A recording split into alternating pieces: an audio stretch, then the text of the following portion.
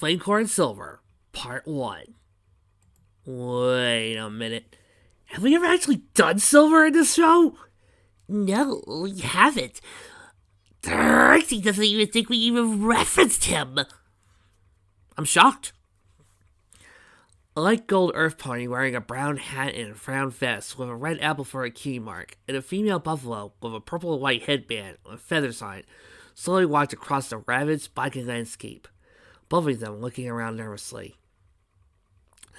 You know, I was going to make a joke earlier in the story that I was about to wonder if we were going to meet every single MLP character that has existed circa 2012. But I stopped myself because I was thinking, no, that would be too mean. There's no way this author would suddenly have us meet every single MLP character. And here we are. I truly think we're about to meet every member of the cast. Well, while we're at it, why not let's us meet every single member of the side cast? Why not bring in Queen Alina, Sonia, Manic, Sally, Buddy, Antoine, Rotor, Hershey, Julie Sue, out the air, and the rest. The desolate landscape in front of them seemed to stretch on for miles, and the sky above them was full of smoke, completely blocking out the sky. Both of them were utterly baffled and more than a little scared of the surroundings. And yes, I know the irony considering how many MLP characters I put in back in Fall of Starfleet, but there's the difference. Mine was a several 100,000 word epic! The buffalo soon broke the silence, asking, "Brayburn, do you have any idea how we got here?" The earth pony replied, "At least I know, little strongheart. Oh, this place, wherever it is, gives me the creeps. It ain't nothing like a good old..." Despite his nervousness, Brayburn couldn't help but stop and rear up on his hind legs, saying, "I am Palooza!" Little Strongheart stopped as well and said, "It certainly isn't. It doesn't by the land around here. We aren't even near the desert anymore." Looking around, she asked, "What is this place?" You know, Little Strongheart is so adorable. I wish she popped up more than one episode. Brayburn replied, "It's a place as well it is. How could any part of Equestria end up like this?" He looked up at the sky and said, "Even the sky is a mess. Where did all that smoke come from?" Cloud. Cover. Smoke. Ah, shit. All this is doing is reminding me that I haven't done Fall of Equestria forever. He looked at Little Strongheart when she suddenly spoke. "Brayburn, look! Something's coming this way." The earth pony followed her gaze and saw something running straight towards them. The thing in question was a silver hedgehog with a tight tuft of fur on its chest and yellow eyes. It was wearing boots that were aqua, navy white, and golden color, white gloves that had gold cuffs, and circle aqua symbols. He had 2 long quills that stuck out the back of his head, and a collection of quills on his forehead that formed a leaf shape. Perhaps what startled the buffalo and earth pony most was about their size and standing on its 2 legs. Even though it was running on 2 legs, it's still running faster than you would have guessed it to be able to run. The hedgehog in question looked up and noticed Brayburn and a Little Strongheart as he got to him, planting its feet and hands on the ground and sliding to a stop in front of them. Both parties looked at each other in silence for a moment, but the hedgehog soon broke the silence. "What are a pony and a buffalo doing here?" Brayburn replied, "I reckon we can use the same you, Greer." The hedgehog replied, "I'm a hedgehog, and you both should get out of here. I don't know how you got here, but you shouldn't stay here." He walked past the 2 of them and started running again. Before he could, however, Little Strongheart said, "Wait!" The hedgehog turned around and looked at her. "What?" So Little Strongheart asked, "What's your name?" Brayburn nodded. "That would be my handful to nail, partner." The hedgehog looked down for a moment before looking to the side, replying, "Silver." Little Strongheart smiled. "That's a nice name. My name is Little Strongheart." Brayburn tipped his hat. "And I'm Brayburn. Pleasure to meet you, Silver." Silver looked back at him and replied, "Yeah, nice to meet you too." Braveheart asked, "So, what were you running from, Silver?" Silver's eyes widened. "Oh, that's right! He was cut off when a voice behind Braveheart, a little Strongheart, boomed, "We got you now!" The two worlds were behind to see 3 dragons. One red, one brown and heavyset, one purple with his eyes hidden behind his hair, flapping his wings and hovering in place, and all looking very angry. "Oh, for Pete's sake, not you 3! Silver, I know you want to be nice, but kick their asses!" "Oh, isolates. Now that's something worth running away from." Dragon encounter. Vic, you know I like you, right? I mean, I don't like you as in I love you, but I like you. I really do. Is there any way, just this once, we can replace these 3 with, I don't know, Prototype Forgle and Umbrasil? And if not, maybe the Black Dragon and some of the dragons from the 80s cartoon of D&D? Please. As the dragon ascended, the brown dragon looked at the red dragon and asked, "What should we do about the poverty like the little other one?" The red dragon, loser, answered, "Forget about him. We're only after the white guy." Little Strongheart spoke up. "Excuse me, I'm a buffalo, and what's this all about?" Landing on the grill, Garble replied, "Well, honey, we asked Whitey over there if we could have a part with that gem he found, and he got all defensive about it." Silver yelled, "That's a lie. I barely picked it up before you tried to snatch it out of my hands. And I've already told you this isn't an ordinary gemstone. It's not something you can eat just because you're hungry." Garble mimicking a mouth of his claws and saying, "Whatever, pal. All gems are the same. Now hand it over." Silver, please kick their asses! Braver spoke up. "Well, listen, fella, I usually don't like getting involved in this kind of thing. Well, Cyril said no the first time. Your attitude ain't gonna change his mind." The teenage dragons let down for a moment, causing Cyril's brow to furrow in anger. After the laughter died down, Garble asked, "What is it to you, pony? You his friend or something?" Before Brayburn could respond, Silver spoke. "That's right. Brayburn and Little Strongheart are my new friends, and that means I'm not going to stand by and let you do anything to them." While the Earth Pony and Buffalo looked surprised at what Silver said, Garble challenged, "Oh yeah? What are you going to do if we decide to do something to them?" A green aura surrounded Silver's hands. A silver-colored aura surrounding Brayburn and Little Strongheart. "Why, I'm going to protect them, of course," he answered, the green aura surrounding him as well. A second later, Brayburn, and Little Strongheart floated off the ground. Silver turned around, shooting through the air in a straight line, with Brayburn and Little Strongheart being carried along behind him. Angrily, the teenage dragons flapped their wings and flew off after them. As he flew through the air, Silver glanced back when he heard Brayburn's voice. "Hey, Silver, I don't mean to distract you or nothing, but they're gaining on us." Silver looked over his shoulder to see that the dragons were indeed catching up. Facing forward again, Silver noticed the rocky outcroppings in the distance. Nodding, he flew towards them, still carrying Brayburn and Little Strongheart in their grasp. The dragons continued after them, closing the gap. Before they could reach Brayburn and Little Strongheart, however, Silver suddenly whirled around and swung his right arm, meaning a bright flash from his right hand that blinded the dragons. They were forced to stop and cover their eyes, but when they looked again, Silver, Little Strongheart, and Brayburn were gone. "Where did I go?" the purple dragon asked. Garble, the outcroppings, just said, "They got behind these rocks. Find them!" While the dragons started searching the area around them, they had no idea Silver had teleported himself, Brayburn, and Little Strongheart during the flash. The 3 of them were nowhere near where they had just been. They reappeared near the entrance to the cave with rocky walls on both sides, near the point where the walls sank back into the ground. Brayburn exclaimed, "Well, what was that?" Silver replied, "I teleported us away from those dragons. It should be a while before they figure out we're long gone." No.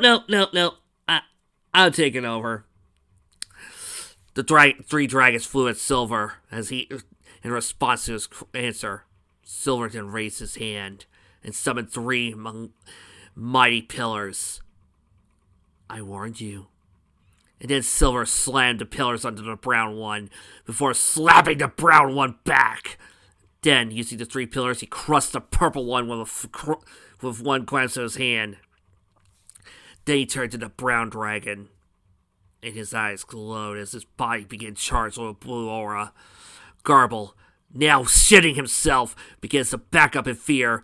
Hey man, we were only kidding! This was a joke, man! A joke? I've seen homes burn, people massacred. I've heard the laughter of demons. And you think what you're doing is a joke? He holds out his hand and telekinetically grasps Garble. You're a child playing at a man. I am a real warrior. And you are fittest. Garble barely had time to scream before he was thrown away into a rock wall, neck broken. Yeah, I'm sorry, kid. Your brother's dead. Whee! I'm gonna miss him. Really? No. I hated him. I hated Garble. We all do, kid. We all do. Little Strongheart said, That's amazing. I didn't know you knew how to use magic, Silver. The Silver Hedgehog looked at her oddly. Magic? That wasn't magic. That was one of my psychokinetic powers. Braybird raised an eyebrow. You're what now? Silver explained, psychokinesis. I'm able to manipulate the environment around me with my mind alone. Braybird said, Well, it sounds an awful lot like unicorn magic, partner. Unicorns do that kind of thing, too. Silver replied, It's not magic. At least, I don't think it is. I mean, I've never been able to make stuff appear randomly out of nowhere. Little Strongheart spoke, Well, that's right, all then. So why weren't those dragons chasing you again? Silver reached behind his right hand back into his quills while saying, Because of this. He brought it back, a brilliant white gemstone resting in his palm. Both Braveheart and Little Strongheart were impressed by the sight of it. Braveheart whistled, Phew! What about? Little Strongheart nodded. I could see why those dragons wanted it. Silver said, But they wanted to eat it. This gem contains a great power inside of it. Who knows what eating something like that would do? Braveheart looked at him as Silver replied, Well, I really don't see how it could have any great power within it. But I guess I know what you mean. Those dragons didn't seem like the friendly type anyway. Little Strongheart said, I can see why they'd be in a place like this, though I'm not sure why Braveheart and I are here. Silver slid the stem back into his quills. Me either. All I can remember is seeing a white light, then finding myself in this wasteland. This is really strange. Braveheart and Little Strongheart nodded, all of them looking around. Little Strongheart soon went back at Silver and asked, Silver, what did you mean what you said back there? About us being your new friends? Braveheart nodded. I was wondering about it myself. Silver scratched the side of his head for a moment before replying, I suppose that was a spur of the moment kind of thing, but yeah, I really did mean it. Little Strongheart smiled. That was really nice of you, saying that and living up to your word. Braveheart nodded in agreement, and they all smiled at each other. Suddenly, Silver's ears perked up, and he turned around, looking into the mouth of the cave. What's the matter, Silver? Silver replied, I thought I heard something. Be right back. He started walking towards the cave, stepping through the opening into the darkness. Braveheart and Little Strongheart watched with a touch of worry as he disappeared into the cave.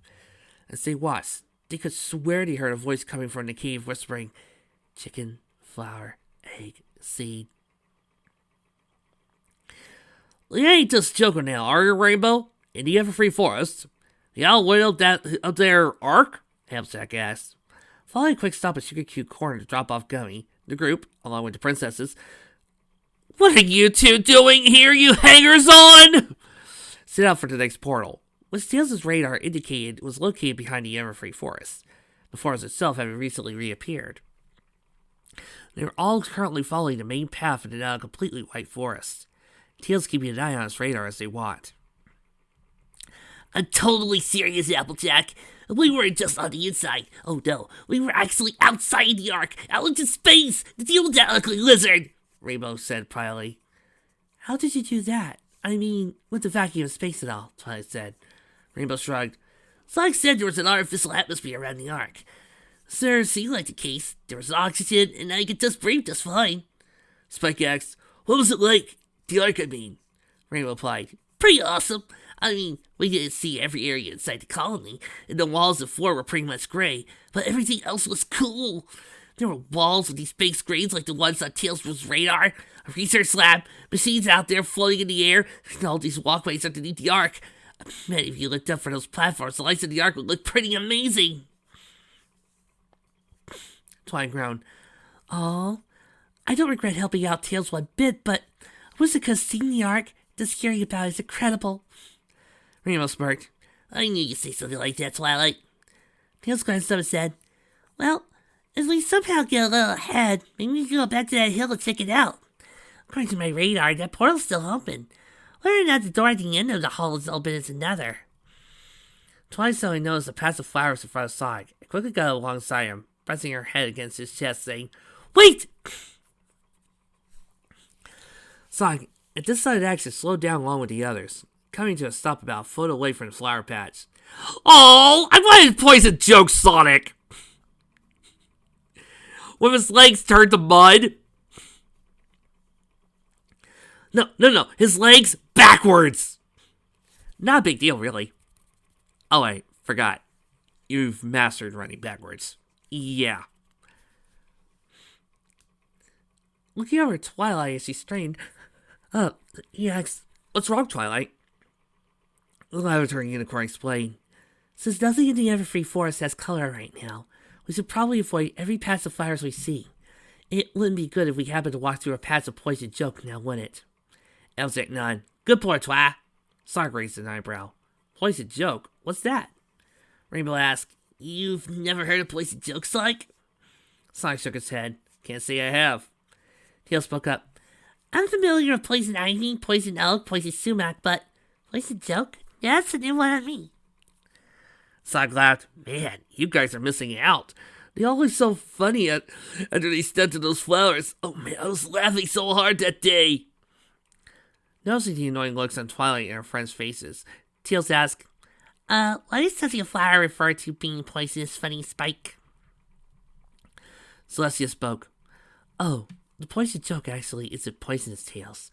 I'm familiar with that particular flower. Myself, as is Luna. It plays practical jokes on whoever it touches, which manifests as physical afflictions. These afflictions are not meant to actually be harmful, but they're not very pleasant either. Sonic placed his hands on his hips and spoke. Flowers that play jokes, huh? Well, at least they don't do something to make you all itchy and puff up like a balloon. Twilight said, actually, they probably could do one or the other if it was a joke. Rarity huffed. I don't think that joke's all very funny. My hair was a tangle of a grand mess today thanks to those flowers. Pinkie Pie piped up. You mean my tongue all swelly? It was dripping drool and I was all like, aw, it was so horrible. I couldn't talk, I couldn't tell jokes, I couldn't sing. That was the worst part. I'm so glad Fireside was up there to help me with the chorus song. Wait, did I ever apologize to her for coming up with that song? I know, I'll tell her party next time she's here. Tell her if I didn't, she'll know I'm so sorry. I can even... Sonic interrupted. Pinkie! Pinkie Pie stopped her rant and looked down. Yes, Sonic? She smiled sweetly at him. The blue hedgehog crossed his arms and said, I may be wrong, but I think we get the idea. Pinkie smiled. Okie dokie dokie! Oh, and, are you sure we're going to have Tails touch it? That way... let's see. Oh, I know! His tails become overgrown. Kind of like Rarity's, so he can't fly. Yeah, I know that. I know that doesn't affect his biggest talents and smarts. But remember, Poison Joke does this to you physically. such as deepening vocal cords, or chasing your wings backwards, or shrinking you. Remember, it takes your best strengths and makes it a gag. Be it magic, or your beauty, or something like that. Tails asks, Pinky, did you take a breath while you were talking? No, I didn't. The pig probably got down and giggled. Nope, I don't think so. Why? Tails stared at her with a dumbfounded expression on his face for a second before saying, Just checking. Sonic said, yeah. What do you say we get going? Everybody followed in agreement, and they continued deeper into the Everfree Forest, now being careful not to walk near any flower pouches along the way. After a short while walking, Tails said, Okay, the next portal should be that clearing up ahead, inside a building if I'm not mistaken. Fluttershy quietly spoke up. I think that building is Sakura's head, Tails. The ancient castle of the Royal Pony Sisters is much deeper in the Everfree Forest. So he looked over at Twilight and asked, Isn't it Twilight? The lavender unicorn nodded quietly in response. Luna spoke up. I wondered where Lady Sakura lived after I'd met her on that night in the night. So he is here, the Everfree Forest. Ozark nodded. That's right, Princess. I still think it's an odd place to live, but considering what she does, that suits her. Sonic pointed toward a minutes later, asking, Hey, is that it? Everybody looked to where he was pointing. In the clearing up ahead was the tree Sakura made her home in. In the tree itself, the masks were laid out, and the bottles hanging from the branches were completely white. Rainbow nodded. Yep, that's it, all right. Tails closed his radar, slipping back into his tail as he said, And that's where the signal is the strongest. We just had to find the portal now. The group walked into the front door. Twilight used her magic to push it open. They went in one at a time, the princesses entering last once they were sure everyone was spaced out properly, before squeezing their larger forms inside. My, Sakura certainly brought much of her homeland along with her. Celestia noticed. He went around for a moment. Sonic nodded. Yeah, look at this stuff. Reminds me of Missouri. Before the ponies could ask what he meant, Tails said, Over here! Everyone turned to see him, Fluttershy and Twilight, standing around Sakura's cauldron. Instantly, it was still colored. They walked over, Sonic and Celestia looked inside. There, right in the bottom of the cauldron, was the portal what they were looking for. On its surface, they could see what appeared to be an erupting volcano. Sonic and Tails shared a look before Sonic bent his knees, preparing to jump inside the cauldron. Binky, however, suddenly rushed in front of him and put a hoof to his chest, asking, Wait, Sonic! You don't let me come and take Stacy's stew, do you? Sonic looked terrifying. What are you talking about, Pinky? There's nothing in that pot except the portal. There isn't even fire underneath it. Twilight spoke. It's just that song she mentioned. Don't worry about it. Sonic shrugged and jumped to the cauldron, saying, before disappearing through the portal. Sonic, Sega's gonna have some words with you. Ha ha!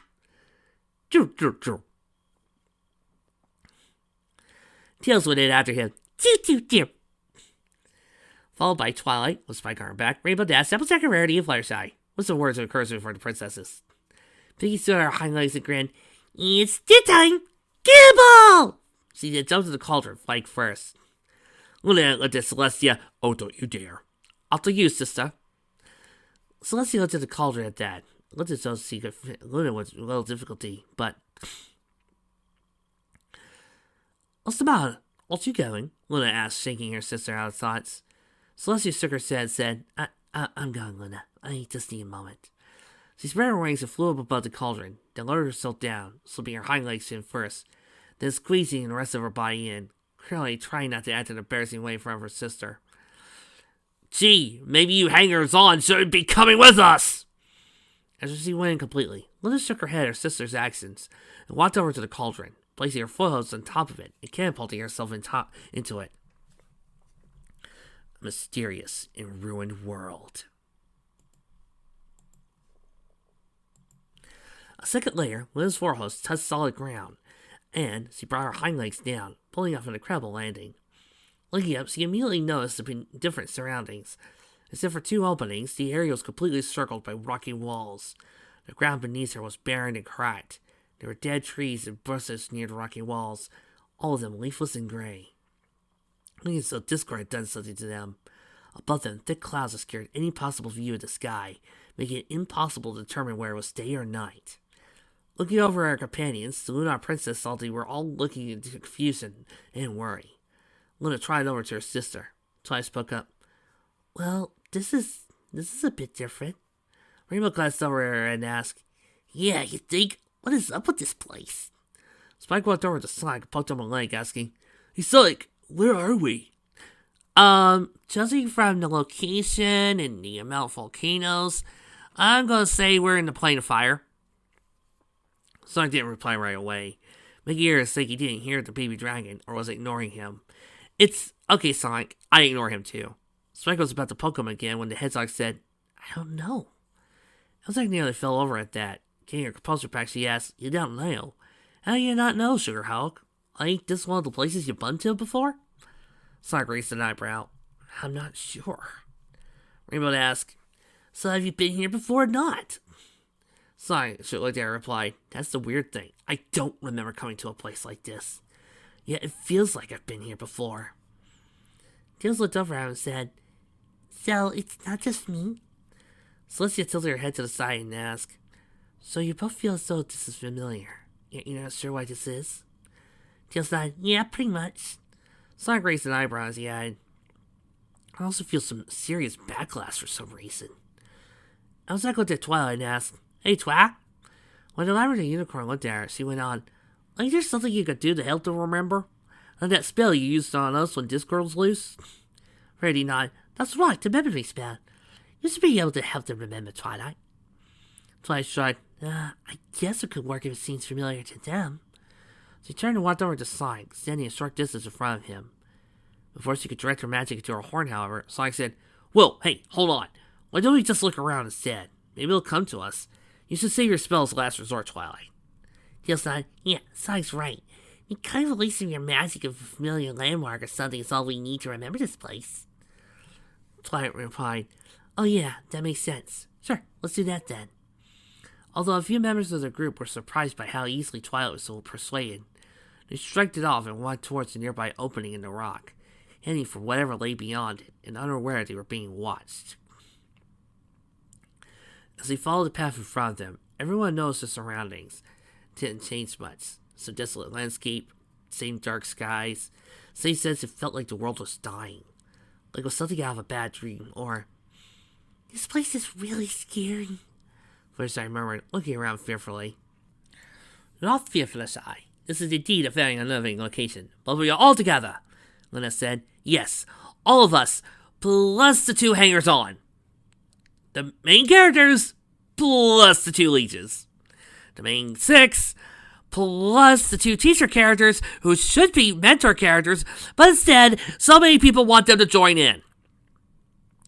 The main 6, plus the 2 of you who, for some odd reason, people just want gods to step in and go, Here, I fixed the problem for you. Because people really hate excitement and people really hate action. The main 6 and the 2 gods who should know their own beeswax. Because some of us like to think we're adults and can actually do things on our own. Yeah, thanks, right, Fluttershy. It'll be fine as long as we stick super close together, Pinky cheered. Well, we all know that, Pinky. Doesn't change the fact that this place is undeniably creepy, though, Rainbow said. She looked over at Sonic and Tails and asked, Sonic, Tails, you guys remember anything yet? Sonic replied, Nope, nothing yet. Then again, we haven't been a whole lot yet. You guys over at Tails, noticing the Fox and Twilight were looking at the radar. Twilight's arm was surrounded by her magenta aura as they walked. He asked, What are you guys doing? Twilight, was still looking at the radar, answered, We're trying to determine where we are. Rarity asked, Is the whole way to do that? Tails spoke, Well, it's just a theory, but if we take the data in the radar and cross-reference it with Twilight's locator spell, then compare that to the map of our world, we might be able to get a close guess to where we are, since I'm pretty sure we're in our world. Could be somewhere in Equestria, but the fact it's familiar to Sonic and me makes that seem unlikely. Celestia said, Yes, the spell for sensing a planet's ley lines. A simple but effective spell indeed. Luna nodded. A good opportunity to test Starswirl's Spear's theory as to equestrian lane lines. Sonic asked. Starswirl the Bearded? Who's that? Tails spoke. Twilight told me about it earlier, Sonic. He said, he's the most important conjurer of Equestria's pre-classical era, and he's the father of the Eniomorphic spell. So I replied, ah, okay, so he's a really important pony in Equestria history, especially when it comes to magic. Twilight glanced to the side and murmured, thank you. Even if he doesn't know anything about Starswirl the Bearded, at least he knows to respect him. Suddenly Applejack said, hey, Al, look at that! Everybody looked at her, then followed her gaze forward. In the distance, they could see a volcano erupting, lava trails running down in front of it, and lava shooting out of the top of it.